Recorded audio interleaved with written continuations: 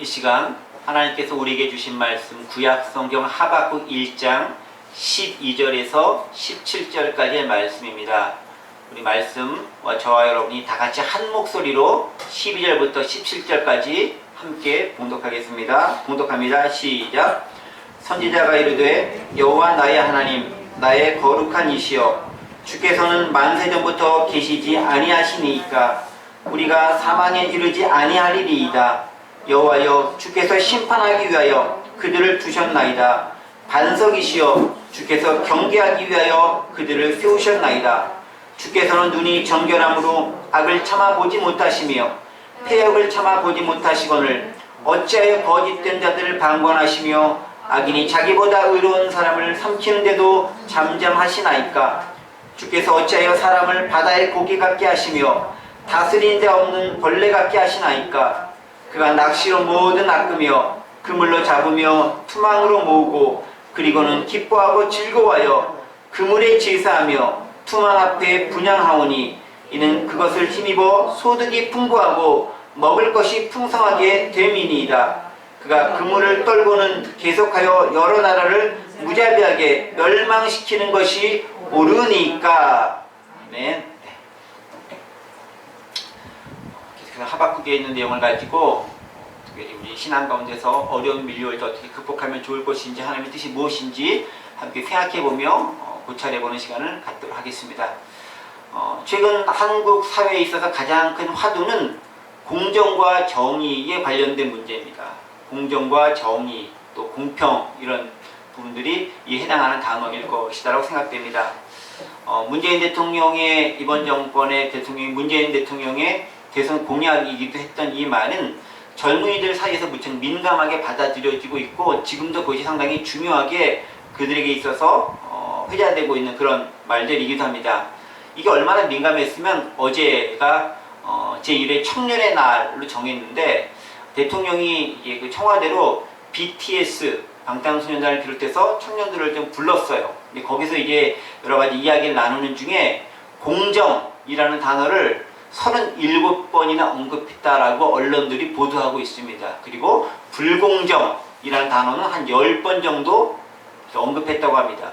그러니까 요즘 젊은이들에게 얼마나 이 공정과 불공정이라는 단어가 민감하게 다가왔고 그것 때문에 그들이 여러 가지로 피부로 느끼고 있는 어려움들 또 불편함이 많았던지 이 대통령이 그들을 위로하고 격려하면서 공정한 사회를 다시금 만들겠다라고 약속하면서 한 말씀이 그 공정과 관련된 말씀이었다는 거죠. 특별히 채용, 교육, 병영 등 사회 전반에서 공정이 체감되어야 된다고 하면서 청년의 눈높이에서 공정을 새롭게 추구해 가겠다라고 약속을 했습니다.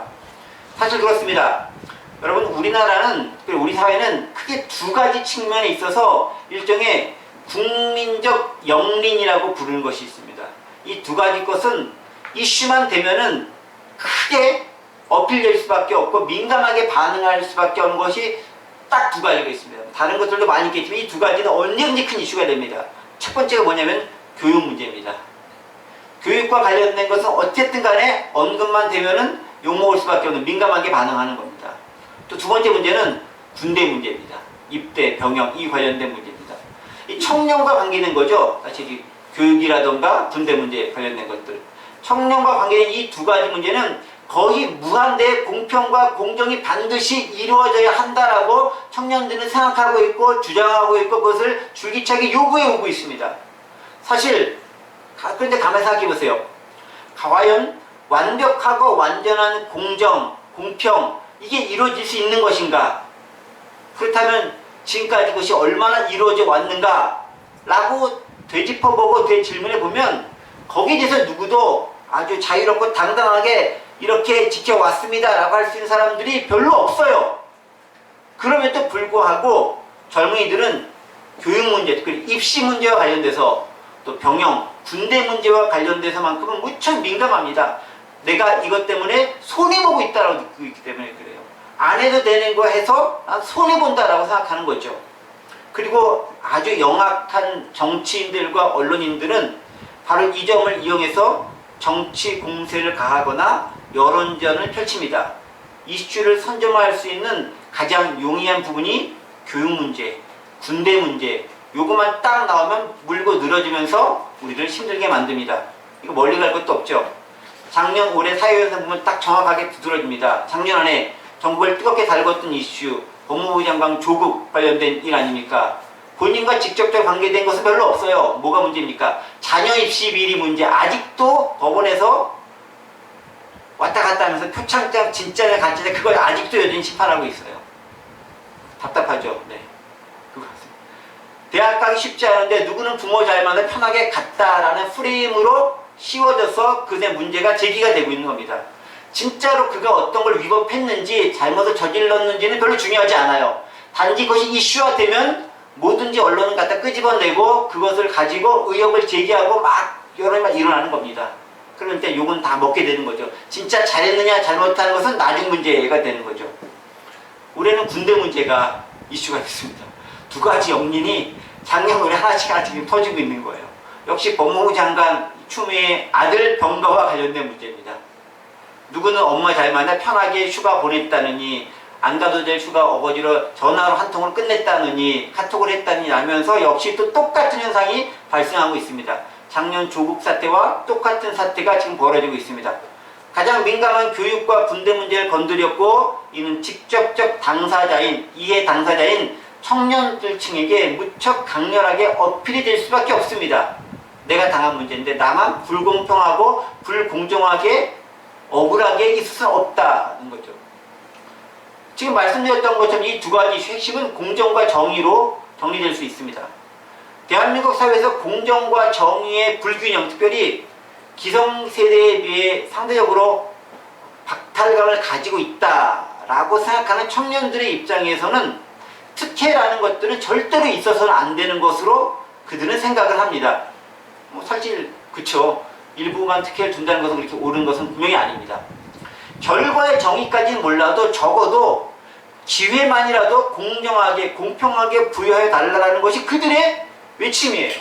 얼마나 순수한지 몰라요. 맞아요. 최소한 기회는 공정하게 제공할 필요가 있는 거죠. 기회마저 불공정하고 박탈되어지고 그것 자체가 기울어진 운동장이 되면 그것처럼 살기 힘든 사회는 없어지는 거예요. 내가 도약하고 돈을 벌고 지위를 상승시킬 수 있는 그 희망 자체가 사라져버리기 때문에 그렇다라는 거죠.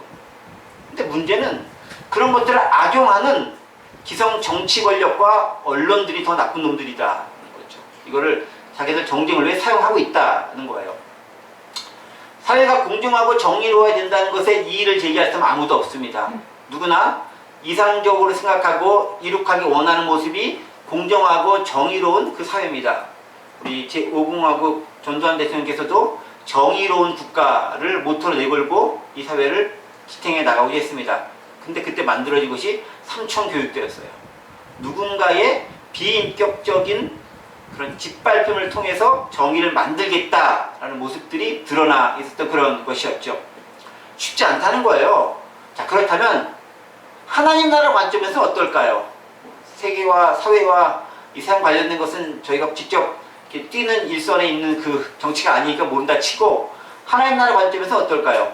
혹은 하나님의 백성이라 자부하는 이스라엘 민족, 특별히 유대인의 입장에서는 공평과 정의가 어떻게 그들에게 받아들여지고 적용될 수 있을까요?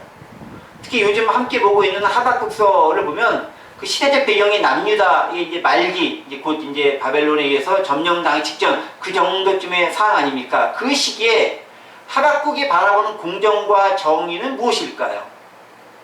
이스라엘 패망시키기 위해 하나님의 더 큰 악을 사용해서 이스라엘을 멸망시킨다면 그게 진짜 공정하고 정의로운 건지, 그 방법이 진짜 공평한 방법인지 다른 방법 없는지 고민하고 하박국 입장에서는 충분히 하나님께 이 일을 제공할 만한, 제기할 만한 이슈가 아니었나 싶습니다. 이 문제를 가지고 함께 좀 생각해보는 시간이 됐으면 좋겠습니다. 자, 지난 시간 우리는 하나님과 하박국과의 대화를 통해서 남유다 사회 말기에 핵심적인 부정부패가 있다라고 얘기했습니다. 그것의 근본적인 원인이 바로 강포다, 바이올런스, 폭력이다라고 얘기했습니다. 그러니까 폭력적이고 폭압적인 사회였다라는 거죠. 그로 말미암아 법정도 힘 있는 사람에게는 유리한 판결하고 그렇지 못한 사람들에게 불리한 판결을 하는 걸 통해서 법이, 율법이, 말씀이 정의가 굽었다. 그것이 가장 큰 문제였다라고 말씀을 드렸습니다. 그리고 하나님께서 바로 그런 유대 사회의 잘못된 모습, 부정부패의 모습을 징계하고 바로잡기 위해서 택한 방법이 뭐냐? 더 강력한 힘과 포괄적인 능력과 권세를 가지고 있는 바벨론이라고 하는 나라를 택해서 그 나라로 하여금 그런 잘못을 저지른 유대인들을 징계하고 처리하려 하셨다. 그런 방식을 택하시겠다라는 선언의 말씀까지 들었습니다. 자, 하나님의 이런 선언은 남유다의 선지자인 하박국의 입장에서는 한편으로는 그럴 수 있겠다라고 나름 수긍될 수 있는 것이기도 하지만 다른 한편으로는 또 받아들이기 어려운 그런 일일 수도 있습니다. 왜 그렇습니까? 자신의 조국인 남유다가 자신의 조국인 그 이스라엘이 잘못한 것은 맞아요. 사회적으로 부정부패가 있었고 어려운 사람들을 깔봤고 힘이 굽었고 법과 정의가 굽었습니다. 그래서 불균형을 이룰 수밖에 없고 그것을 인해서 부정부패가 많이 나타난 거 맞습니다. 그런데 그것을 처리하는 방법에 있어서 굳이 우리보다 더 악하고 더 나쁘고 더 잔인하고 더 광폭하고 더 못된 바벨론을 꼭 사용해야 되겠느냐에 대해선 생각이 다를 수밖에 없는 거예요. 하박국의 입장에서는. 그래서 하박국이 다시 그 문제를 가지고 하나님께 따지듯이 탄식하듯이 대화를 합니다. 기도하는 내용이죠. 그 기도가 12절에 기록되어 있습니다. 12절 말씀이 이거죠. 자, 선지자가 이르되 하박국이 말씀합니다. 여호와 나의 하나님 나의 거룩한 이시여 주께서는 만세 전부터 계시지 아니하시니까 우리가 사망에 이르지 아니하리이다. 여호와여 주께서 심판하기 위하여 그들을 두셨나이다. 반석이시여 주께서 경계하기 위하여 그들을 세우셨나이다. 라고 하면서 하나님께 일종의 탄식이 가득한 기도를 올려드리고 있습니다. 자, 그런데 이 12절에 있는 기도의 내용을 한번 여러분들 자세히 한번 잘 보세요. 가만히 보세요. 자, 하박국이 자신의 답답하고 억울한 마음, 그러니까 유대 사회가 잘못해서 치리하는 것까지는 좋겠는데 그 치리의 방법을 바벨론을 택해서 니네 나라를 멸망시키겠다라는 말을 딱 듣고 너무 답답하고 힘들고 어렵잖아요. 그래서 그 마음을 토로 하는데 어떻게 토로하냐면은 막무가내로 투정 부리듯이 하는 건 아니에요. 자, 보세요. 기도를 함에 있어서 하박국은 선지자잖아요. 그러다 보니까 선지자의 품격과 그에 합당한 형식을 취하면서 하나님께 간구하고 있습니다. 여러분 12절을 자세히 보면 알겠지만 하박국이 하나님께 기도할 때 하나님을 부른 여러 가지 호칭들이 이 12절에 많이 기록되어 있는 것을 발견할 수 있습니다. 그러니까 하박국이 고백한 하나님은 어떤 분인지가 12절에 그대로 드러나는 거예요. 지금 무슨 얘기냐? 하박국은 자신이 기도하며 대화하는 분이 누구인지를 명확하게 인식하면서 그 명칭을 사용하면서 하나님과 대화하고 기도하고 있다는 거예요. 그러면서 하나님, 내가 왜 이런 하나님을 부르겠습니까? 강조하는 의미가 있다는 거죠. 여러분 종종 가끔 저도 이제 그 공동기도문 같은 거 작성해서 여러분 같이 기도하지 않습니까? 그리고 이제 그 성찬식 할 때도 공동기도문 할 때도 있고 특별한 때 공동기도문 하기도 하는데 그때 보면은 호칭을 그냥 하나님이라고 하지 않아요. 제가 어떻게 은혜의 하나님, 사랑의 하나님, 치유한 하나님, 정의로운 하나님 이런 호칭을 붙입니다. 왜냐하면 그 호칭에 부합된 일을 역사하여 줄 것을 간절히 바라는 마음을 가지고 그 호칭을 사용하고 있기 때문에 그래요. 그런데 하박국도 마찬가지인 거죠. 그 호칭을 사용하면서 하나님을 부르고 있습니다. 12절에는 호칭이 여러분 5가지 정도쯤 되는 호칭이 나와요. 여기 쭉 기록되어 있죠. 12절 말씀 보면 5가지. 처음에 여호와라는 호칭이 나옵니다. 여호와. 로드라고 부르는 거죠. 로드. 그러니까 여호와 하나님, 야훼라는 이름을 부릅니다. 이 야훼의 뜻이 뭐겠습니까? 나는 스스로 있는 자다라는 뜻이죠. 이게 출애굽기 여러분 3장 14절에 있는 말씀이 이 말씀이죠. 하나님이 모세에게 이르시되 나는 스스로 있는 자니라 라고 했을 때 나는 스스로 있는 자다라는 말이 아까 봤던 여호와, 야훼, 신명 3원자로 이제 11회를 하면 요드해, 와우해라고 하는 그 4글자를 딱 써서 그걸 읽으면은 원래 그 11회 여러분 지금 말씀드렸던 것처럼 모음 기호가 없어요. 모음이 없어요. 어떻게 모음이 없어서 발음을 못하는 거거든요. 자음만 있는 거예요. 근데 요드해, 와우해라고 하는 4글자를 딱 찍고 이걸 발음할 수 없으니까 어떻게 하면은 우리말로 이제 로드, 헬라어로 하면 아도나이라고 하는 그 모음의 음가를 그대로 이 구약에 있는 것을 따가지고 발음을 한 것이 여호와, 야훼라고 불리는 이름이 되는 거예요. 원래는 이름이 뭔지도 모르는 거예요. 근데 그 문자를 붙여가지고 여호와라는 이름을 붙였는데 그 여호와라는 이름의 의미가 뭐냐면 나는 스스로 있는 자다. 즉 자존자다라는 거예요. 누구로부터 존재하게 되는 것이 아니라 나로부터 모든 게 시작됐고 내가 모든 존재의 근원이다라는 것들을 이야기하고 있습니다. 그게 여호와의 이름이에요. 즉 그런 하나님이다라는 거예요. 자, 두 번째는 무슨 얘기냐면 나의 하나님이라고 얘기합니다.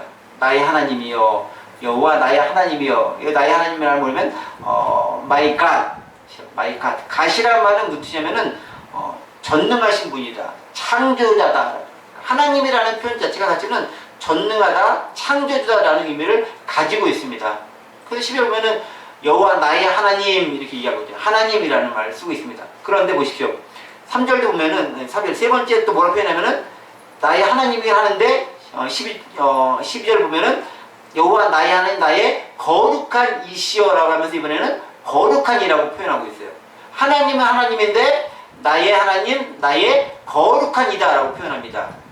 영어로 하면 홀리 원, 거룩한 분이다라는 거죠. 거룩한 분이라는 것은 뭐예요?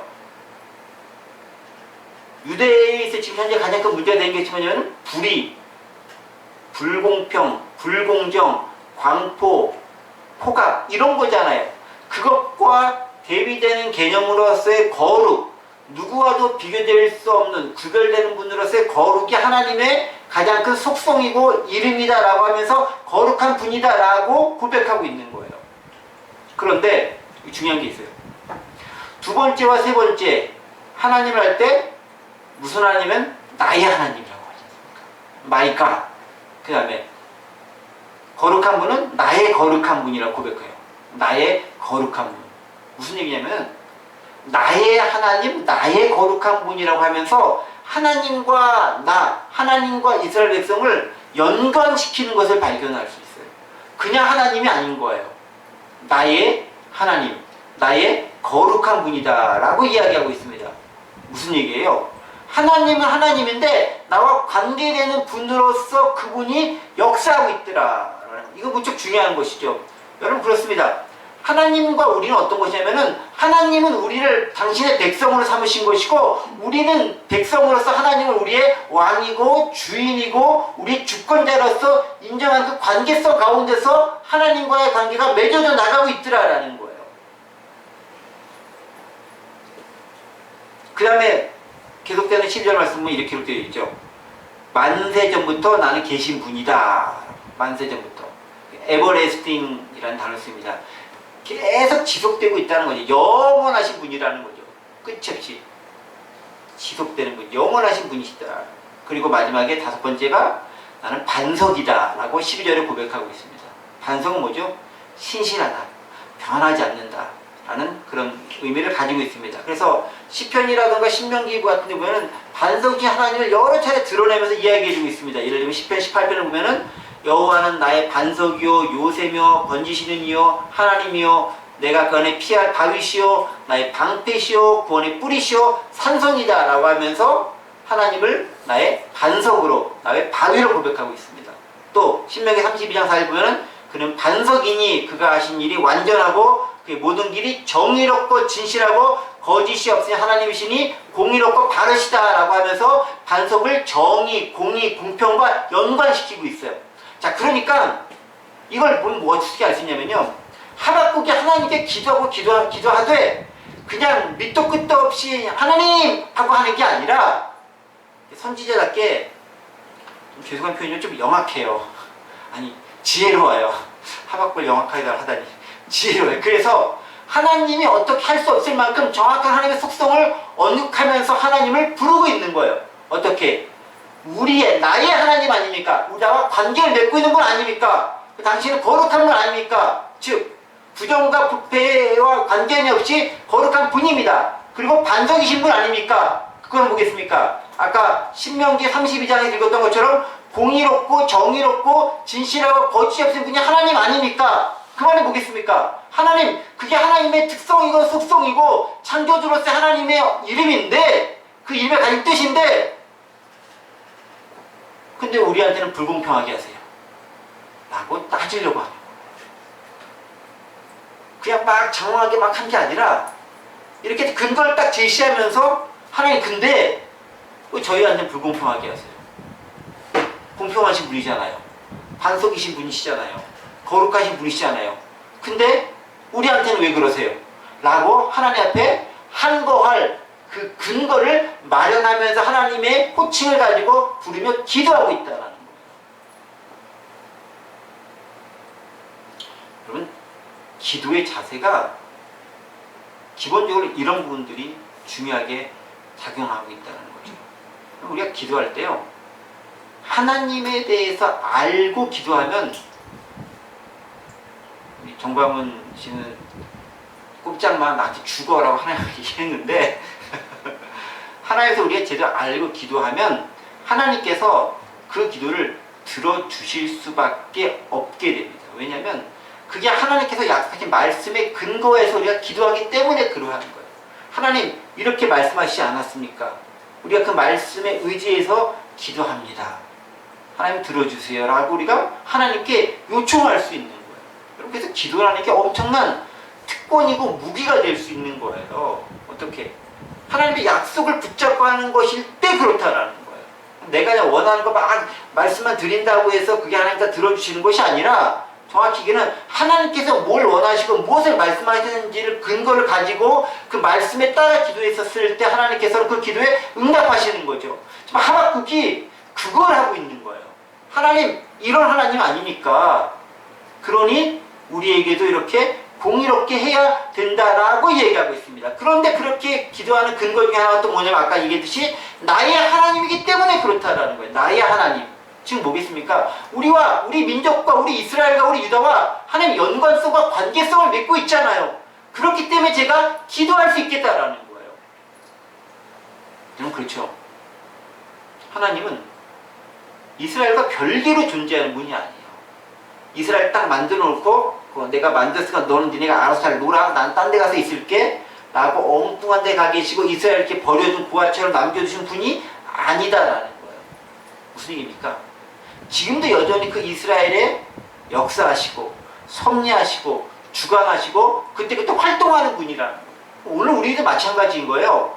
나의 하나님이라는 것은 지금도 나와 관계를 맺고 있고 나를 지켜보시면서 나와 지금도 역사하고 계신 그냥 하나님이다라는 거예요.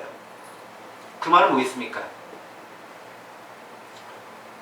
하나님은 기도하는 하박국과 관계성의 가운데 계시고 그 관계성 가운데 있다라는 것은 하나님과 소통이 무척 중요하고 그런 관계성은 바로 신뢰와 믿음을 바탕으로 그 관계성이 형성되더라라는 거예요.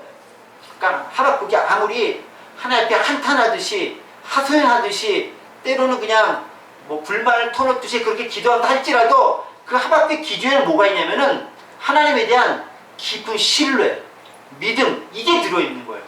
만약 그것도 없으면 그런 한탄 가득한 혹은 불만처럼 들리는 그런 기도조차도 할 필요가 없는 거예요. 나와 관계없는데 그걸 왜 해요? 예를 들면 이거예요. 아이들이 살고 있으면 부모님한테 때를 쓰면서 막 조르잖아요. 그쵸? 때를 쓰면서 막 조릅니다. 왜 그렇게 조릅니까? 간단한 거예요. 저 사람이 나의 엄마나 아빠기 때문에 그런 거예요. 그 관계성의 기반을 뒀기 때문에 그렇게 한다는 거예요. 근데 만약에 지나가는 아저씨한테 모르는 아줌마한테 딱 가가지고 막 울면서 때를 쓰며 걔 그렇게 할까요? 안 하네요. 왜? 관계없는 사람은 그렇게 안 하는 거예요. 할 필요가 없고 할 건덕지, 근거와 이유가 존재하지 않기 때문에 할 수가 없는 거예요. 근데 하박국이 왜 이렇게 하는 거예요? 탄식하면서 떼 쓰면서라고 하는 이유는 간단해요. 하나님과 이스라엘이 하나님과 하박국이 그 관계성이 있기 때문에 신뢰와 믿음 가운데 있기 때문에 가능하다라는 거예요. 그런데 그 관계성 가운데서 하나님한테 때를 쓰면서 지금 하박국은 기도를 하고 있는 겁니다. 하나님, 우리 좀 살려주세요 라고 기도하고 있습니다. 특별히 어떻게 살려달라고 기도하는 겁니까? 기도 이유가 이거죠. 이스라엘 남유다가 잘못을 저질러 징계를 받게 될 위험에 처해 있습니다. 좋습니다. 우리 사회가 나쁜 짓하고 요시야 왕까지 좋았는데 그 아래의 아들들이 너무 못된 왕이어가지고 하나님 저버리고 나쁜 짓 했습니다. 우리 징계받아 마땅합니다. 좋습니다. 저희는 잘못돼 좋습니다. 그러면서 그 나라가 이제 없어질, 사그라질 위기에 처하게 됐습니다. 특별히 잔인하고 악랄하기로 유명한 바벨론의 식민지화돼서 초토화될 위기 가운데에서 이렇게 서게 됐습니다. 그런데 그런 가운데서도 하박국은 무슨 마음을 가지고 있냐면 하나님 좋습니다. 그런데 우리를 징계하는 것까지는 좋아요. 근데 왜 바벨론이 우리를 징계해야 되는 거죠? 이걸 지금 질문하고 있는 거예요. 우리가 잘못한 거 알아요, 하나님. 혼나야 되는 거 알아요. 혼날게요. 근데 왜 우리를 혼내는 게 하필 바벨론이죠? 라고 질문하고 있더라고요. 여러분 그런 거죠? 그게 하박국의 마음이라는 거예요. 더구나 여러분 그 12절 중간쯤은 이런 구절이 있습니다. 12절 중간에 가보시면은 이런 구절이 있습니다. 하나님 이름 쫙 부른 다음에 우리가 사망에 이르지 아니하리이다 라고 고백하고 있어요. 웬 뜬금없이 사망 얘기? 이렇게 얘기할 수 있어요. 선지자가 이르되 여호와 나의 하나님 나의 거룩한 이시 주께서는 만세에 계시지 아니하시나이까 우리가 사망에 이르지 아니하리이다 라고 얘기합니다. 갑자기 웬 사망 얘기? 무슨 얘기입니까? 이 앞에 대한 것들을 좀 언급하면서 즉 징계에 대한 부분들을 언급하면서 아무리 주님께서 징계해 준다 할지라도 우리가 죽지 않을 것을 저는 확신하고 있다라는 거예요. 이게 왜 가능하냐면 하나님과의 관계성 가운데 하박국이 있기 때문에 이런 고백이 가능한 거예요. 아무리 애가 부모님한테 혼나고 막 하고 때릴 수가 할지라도 저 부모님이 나를 죽이진 않아. 혼내긴 해도 나 잘 되라고 하는 거지 이렇게 뭐 죽이려고 그렇게 악의적으로 하지 않아 라는 그 믿음이 있기 때문에 걔가 때를 쓸 수 있는 거예요. 하박국도 마찬가지인 거예요. 우리가 징계를 받는 것까지는 압니다. 근데 징계를 해줘도 하나님께 우리를 죽이지 아니할 것까지 내가 확실하게 알고 있습니다 라고 고백하는 거예요. 이 앞에 있었던 하나님의 어떤 분인가에 대한 관계성을 가지고 기도했기 때문에 가능하다라는 겁니다. 그러면서 뭘 얘기하냐면 그 하나님께서 심판하기 위해 그들을 주잖아요. 그들은 이제 바벨론이죠. 우리를 심판하기 위해 또 우리를 경계하기 위해 그들을 세우셨나이다 까지는 얘기하는 거 알고 있다라는 거예요. 그런데 왜 하필 그들이어야 되느냐라고 질문할 수 있다. 그래서 이것을 가지고 13절에서 하박국이 다시 한번 하나님께 따지고 묻는 거예요. 하나님 죽이지 않고 살리시는 거 좋습니다. 근데 왜 하필 그들이에요? 그 13절에서 이렇게 얘기합니다. 보세요. 주께서 눈이 정결하심으로 악을 참아보지 못하시며 폐역을 참아보지 못하시거늘 정결하기 때문에 악을 못 보는 하나님인데 어째서 거짓된 자들을 방관하고 악인이 자기보다 의로운 사람을 삼키는데 잠잠하시나이까? 무슨 얘기예요? 하나님 앞에 우리가 잘못하면서 징계받는 건 좋은데 왜 더 나쁜 놈들을 통해서 우리를 징계하니까 그게 옳지 못하다, 그게 옳은 것이 아니다라고 이야기하고 항거하고 있다라는 거예요. 이 지점에서 하박국은 하나님의 정의와 공의 문제를 끄집어내면서 질문하고 있어요. 그 어떤 존재보다 정결하고 악을 보지 못하는 분이 어떻게 그렇게 거짓된 자들을 방관하고 그들이 이스라엘보다 더 악한데 그들이 나쁜 짓 해서 우리를 힘들게 하는 걸 그냥 냅둬서 우리를 어렵게 하는 것을 방관하시냐라는 거예요. 특별히 하박국은 하나님의 잠잠한 침묵에 대해서 더 분노하고 있어요. 왜 잠잠하시나이까? 왜 조용하고 계십니까? 여기 있죠. Why are you silent?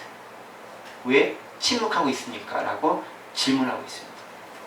이게 하박국 편은 불공평하다는 거예요. 여러분 이 하박국의 마음 이해하실 수 있겠어요? 그런 거 아니겠습니까? 우리가 잘못을 저질렀을 때 그것에 징계를 내리는 사람이 최소한 나와 같은 잘못을 저지르지 않은 사람일 때 수긍할 수 있지 않겠습니까? 내가 잘못했는데 나를 징계하거나 때리는 사람이 나보다 더 나쁜 놈이야. 그럼 괜히 억울하지 않겠어요? 최소한 나 같은 잘못을 덜 저질렀거나 잘못을 저지르지 않은 사람이 해야 그나마 내가 수긍이라도 할 텐데 나보다 더 나쁜 놈이 나를 징계한다고 해. 얼마나 억울하겠냐라는 거죠. 예수님도 그 말씀하셨어요. 뭐라고? 네 눈에 들보는 보지 못하고 티 있는 애 너 왜 꼬집고 잘못했다고 그래? 네 눈에 들보부터 봐. 라는 게 산상순례나 예수님의 말씀이 됐다라는 거예요. 하박국이 볼 때 억울한 거예요. 억울한 거예요. 욥도 이제 그런 부분들 때문에 하나님께 고백한 적이 있었어요. 하나님, 제가 이런 억울함 때문에 주님께 나아가고자 합니다. 근데 주님, 제가 주님 찾으러 갔더니 안 계시고 어디 가셨습니까? 왜 없습니까? 라고 욥이 하나님 앞에 답답한 마음을 토로하면서 나온 적이 있습니다. 여기 욥기 23장 6절 9절 이 말씀이 그 말씀인 거잖아요. 무슨 말씀이에요? 그가 큰 권능을 가지시고 나와 더불어 다투시겠느냐? 아니로다. 도리어 내 말 들으시려다. 거기는 정직한 자가 그와 변론할 수 있은지 내가 심판자에게서 영원히 벗어나리라 라고 하면서 하나님과 대화하려고 나아가려고 하는데 8절 그런데 내가 앞으로 가도 그가 아니 계시고 뒤로 가도 보이지 않고 그가 왼쪽에서 일하시라 내가 만날 수 없고 그가 오른쪽으로 돌이키시나 배울 수 없구나 하면서 하나님께 나아간다고 했는데 대답도 안 하고 만나주지도 않고 답변도 없는 그 답답한 가운데 있다라는 거예요. 그럴 수 있어요. 때때로 이렇게 불공정하고 불공평한 상황에서 아무리 기도하고 기다려도 응답이 없는 것처럼 보일 때가 있습니다. 그때 뭐가 필요한 것이 뭐가 필요하겠습니까? 그때 필요한 게 믿음이 필요한 거죠. 그 믿음은 어떤 믿음입니까? 관계성에 기초한 믿음이고 말씀에 기초한 믿음이고 하나님께서 이렇게 말씀하셨기 때문에 그 말씀을 믿고 지금 내가 원하는 때에 원하는 방법대로 되지 않는다 할지라도 언젠가는 이루어질 것이라는 믿음을 가지고 붙잡고 있는 거예요. 그리고 그 믿음은 기다림과 인내를 통해서 결정된다는 거죠. 이게 우리를 슬프게 하는 거예요. 바로바로 이루어지면 얼마나 좋아요. 시간이 많이 걸릴 때가 있고요. 더 답답한 거는 내가 죽을 때까지 그 기도 응답 못 받을 수도 있어요. 그럼 그 기도가 응답이 안 된 걸까요? 하나님은 우리 시대만 존재하는 게 아니라 과거부터 미래까지 다 시간을 품고 계신 분이세요. 그렇다고 한다면은 지금 나 때에 국한된 것이 아니라 나의 후손 저 후손 넘어서까지도 이루실 수 있는 분이신데 하나님 분이 그게 또 가장 적합한 때일 수도 있다라는 거예요. 지금 내 생각과 내 관념에 의하면 지금 이런 방법이 이루어져야 되지만 하나님의 시각과 관점과 역사적인 것을 봤을 때는 가장 적합한 때가 지금이 아니라 30년 후일 수도 있고 한 100년 후일 수도 있는 거예요. 그건 우리의 짧은 지식으로 모르는 거다라는 거죠. 그것을 맡겨드리고 잠자리 바라볼 수 있는 게 믿음이다. 그게 신앙의 힘이다. 여러분 그래서 불공평하고 불공정한 일 많이 당할 때가 있을 수 있어요. 저도 그렇게 느낄 때가 솔직히 많아요. 특히 이제 힘이 없는 교회를 하고 힘이 없는 그런 모습이 있다 보면은 불이익을 당할 때가 많아요. 그럴 때마다 이제 하소연하듯이 얘기하는 거죠. 하나님 왜 그러십니까? 도대체 좀 어떻게 좀 안 됩니까? 왜 저희는 이렇게 불공평을 당해야 됩니까? 라고 하소연할 수 있습니다. 근데 그때 하나님 주신 말씀은 좀 더 기다리라. 너는 지금은 이해하지 못하지만 내 때가 되면 카이로스의 그 때가 되면 너의 그 불공평함이 공평함으로 받아들일 때가 온다라는 거예요. 다만 네가 생각하고 있고 네가 판단하는 그 잣대대로 판단하지 말라는 거예요. 거기서 필요한 게 믿음이다 라고 얘기합니다. 그래서 우리 하박국의 이런 모습을 보면서 한 가지 더 발견할 수 있는 중요한 모습들이 있어요. 그럼 하박국이 왜 굳이 하나님께 이런 기도를 계속 드렸을까요? 좀 그런 생각 해봐요. 하박국이 이런 기도 안 하면 어때? 그냥 탄식하는 기도 안 하면 어때? 그냥 혼자만 조용히 초야에 묻혀 살다가 이렇게 그냥 나중에 죽어서 하나님 천국 가면 어때? 어떠세요 여러분? 그래도 별 문제 없지 않을까요? 내가 뭐 안 한다고 세상이 뭐 안 돌아가는 것도 아니고 한다고 잘 돌아가는 것도 아니고 안 한다고 안 돌아가는 것도 아니고 그럼 굳이 할 필요 없고 그냥 내 한번 피곤하고 힘든데 그냥 조용히 있는 게 좋겠다 이런 생각 들 때가 있지도 않나요? 나만 드나? 신앙인 특별히 선지자의 사명은 거기 있는 것 같아요. 내가 그렇게 기도하지 않고 내가 그렇게 부르지 않아도 되는데 굳이 나서서 한다라는 거예요. 왜 그렇겠습니까? 그게 하나님께서 주신 마음이기 때문에 그렇다. 내가 지금 저들 위해서 기도하지 않으면 내가 지금 저들 위해서 나서주지 않으면 내가 지금 저들 위해서 깃발을 흔들어 주지 않으면, 내가 지금 저들 위해서 저 추운 자리에 함께 서주지 않으면 하나님이 아파하시겠구나라는 그 마음을 선지자는 가지고 있어야 된다. 그러니까 하박국은 굳이 본인이 안 해도 돼. 다른 선지자도 있어. 예레미야 선지자도 있고 다른 선지자도 있어요. 근데 예레미야 선지자도 마찬가지예요. 굳이 예레미야가 안 해도 돼. 근데 왜 해요? 내가 그걸 안 하면 내 마음에 불붙는 데서 참을 수가 없고 견딜 수가 없다는 게 그들의 마음이었더라. 그게 누구 마음이냐면 하나님의 마음을 그들이 품고 나가고 있다. 여러분, 믿음의 사람 우리에게 필요한 게 그 마음인 것 같아요. 그 마음, 특별히 하나님의 마음은 어떤 마음이냐면 가난하고 연약하고 소외된 자들과 함께 하고자 하는 마음이 하나님의 마음이라는 거예요. 니네가 그들과 함께 있지 않으면 누가 그들과 함께 있을 거냐라는 거예요. 이미 잘 나가는 사람은 니네가 아니더라도 함께 있고자 하는 사람 많아.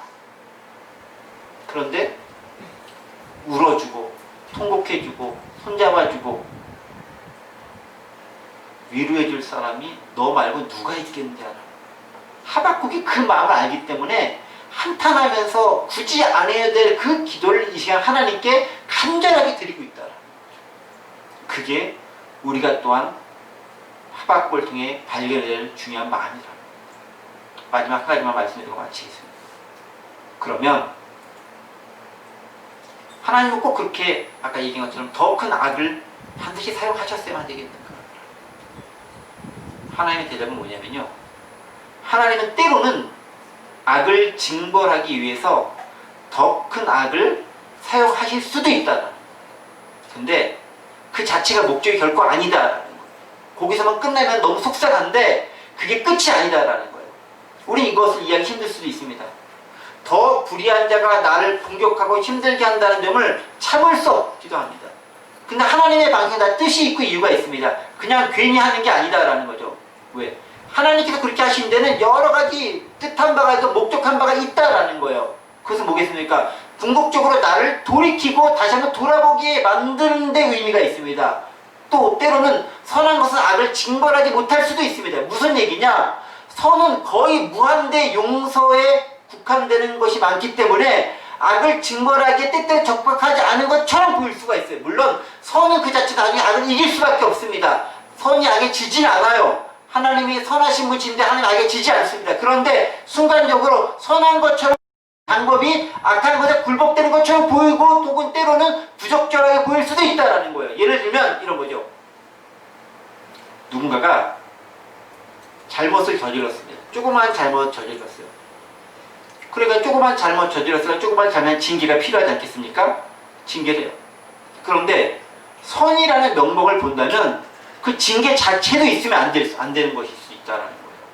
왜? 징계한다는 것 자체가 때릴 수도 있는 것이고 책망할 수 있는 거잖아. 그 자체가 일종의 폭력일 수도 있고 그 자체가 일종의 강포일 수도 있는 거예요. 강도가 낮아서 그런 것이지. 그런데 그렇게 안 하면 그 악이 더 커질 위험에 빠질 수 있게 되더라는 거예요. 악은 징벌되어야 됩니다. 그런데 그 악이 징벌되기 위해서는 다른 악이 사용될 수 있다는 거예요. 이런 겁니다. 제가 그 영화 좋아하잖아요. 히어로 영화 종종 보고 배트맨 뭐 마블 영화 이런 거 많이 보잖아요. 딱 보면 나쁜 놈들이 나와요. 빌런이라고 부르죠. 나쁜 놈 나옵니다. 근데 그 나쁜 놈들을 징벌하기 위해서 착한 놈들은 어떻게 합니까? 아무것도 안 하고 있나요? 폭력을 쓰는 나쁜 놈을 징벌하기 위해서 착한 놈들도 똑같이 폭력이라는 걸 사용합니다. 그러니까 폭력 자체는 사실은 악한 것이기 때문에 쓰면 안 되지만 악을 징벌하기 위해 그 폭력을 사용해서 악을 진압하는 데는 사용하더라라는 거예요. 근데 문제는 뭐냐? 거기서 끝이면 난데 그게 끝이 아니다라는 거예요. 그렇게 한 다음에 그 사용되었던 도구로 사용되었던 그것도 역시 더 악하기 때문에 그건 역시 진멸됨이 마땅하고 그렇게 실제로 하나님께서 역사하신다라는 겁니다. 하나님은 공의로우신 분입니다. 더 악한 사람을 그냥 두지 않습니다. 궁극적으로 더 완전한 방법으로 더 악한 것도 처리하십니다. 어떻게 알 수 있습니까? 이스라엘의 징벌의 도구로 사용되었던 바벨론 지금 어디 있나요? 없어요. 역사상 다 사라져버리고 없습니다. 그런데 그 징계의 도구로서 징계를 맞았던 이스라엘 있나요? 없나요? 여전히 있어요. 무슨 얘기입니까? 하나님께서는 이스라엘을 고치기 위해 더 큰 악을 사용했지만 결국 그 악을 완전히 진멸시키고 없애뜨렸다라는 거예요. 시간이 흘렀지만, 시간이 지났지만 그게 하나님의 또 다른 방법이셨다. 우리 생에 못 볼 수도 있습니다. 그러나 역사의 주관이 하나님은 결국 선을 이루신다는 거죠. 우리는 그것을 믿는 겁니다. 나의 시간대와 타이밍이 아니라 하나님의 시간대와 타이밍을 신뢰하는 겁니다. 그것을 믿고 나가는 것이 신앙이고 믿음이라는 겁니다. 말씀을 정리하겠습니다. 때때로 우리는 불공정과 불공평, 공정의 문제를 가지고 하나님께 따질 수 있습니다. 하나님, 저 이렇게 잘 살고 착하고 믿음 생활 잘하는데 왜 어려움이 옵니까? 왜 나쁜 놈들 더 잘 되고 그들이 나를 힘들게 합니까? 라고 하나님께 탄식하면서 항의할 수 있습니다. 그리고 우린 것을 참지 못할 수도 있습니다. 그런데 하나님은 궁극적으로 공의를 이루시는 분이십니다. 문제는 그 때와 시간이 내가 원하는 그 때와 시간, 그 장소가 아닐 수도 있다는 것에 우리는 하나님께 맡겨드려야 될 믿음의 모습이 요구된다는 것입니다. 하나님 반드시 심판을 하십니다. 나쁜 짓 한 놈 벌 받아요. 하나님 앞에 성실한 사람 결국은 대우를 받습니다. 다만 그것이 내가 원하는 때와 방법은 아닐 수도 있다는 것입니다. 이 부분에서 우리 조금만 열어놓고 하나님께 마음을 올려드린다고 한다면 지금 우리가 겪을 수 있는 여러 가지 불편함, 불공평함, 불평부당함 이런 부분을 감당하고 맞닥뜨려졌을 때 조금 더 여유롭게 이겨나가실 수 있지 않나 싶습니다. 힘들고 어렵더라도 그 어려움을 극복해 나갈 수 있는 저와 여러분 되시기를 간절히 원합니다.